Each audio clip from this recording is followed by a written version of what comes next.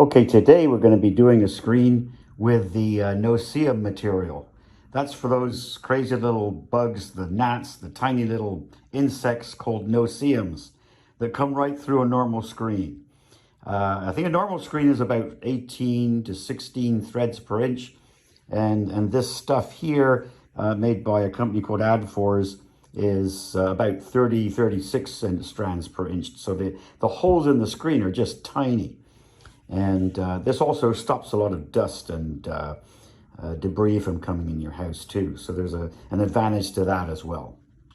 Now, just like any other screen, we're gonna clamp it down nice and flat, nice and square to the frame, just to make sure we get everything flat and square and don't get any material bunching up.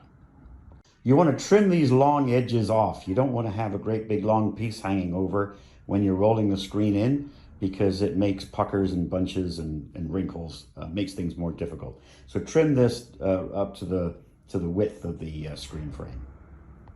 I've got the screen trimmed and the clamps on. I like these plastic clamps, they're cheap and they keep everything nice and square. Now the NoSeeUm material is easy to roll in. You start it off just pushing the spline in one of the corners and getting it started with a screwdriver, and then just roll it in with the roller. But you don't need a fancy roller like this. You can use the ones at Lowe's and Home Depot, the cheap ones. They're fine for just one or two screens. The spline is an important thing. You've got to get the right size. So you want to test and see how tight the screen has been put in. It shouldn't be too tight, but it shouldn't be so loose that you can pull the whole thing out easily.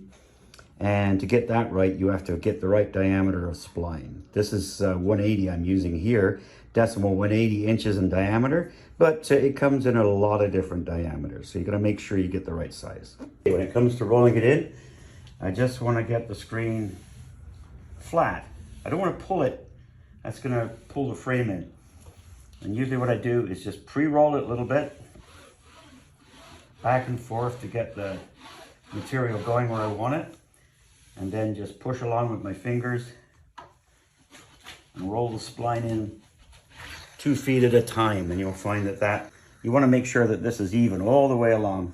When we get to the corner, we're just going to use the screwdriver to get around the corner. Nothing fancy about that.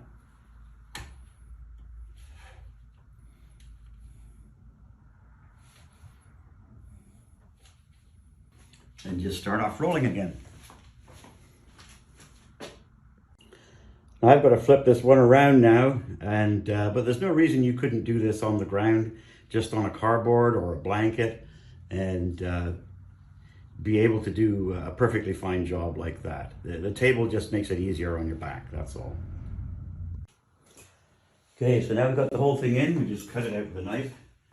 And you need to be careful, especially with a flat screen frame like this, because if you slip, you can scratch the whole frame. So just go slow and be careful and keep the knife in the groove. I like to use this big utility knife because it's got a big handle.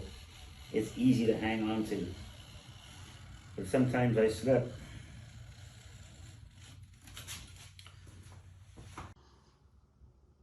There you go.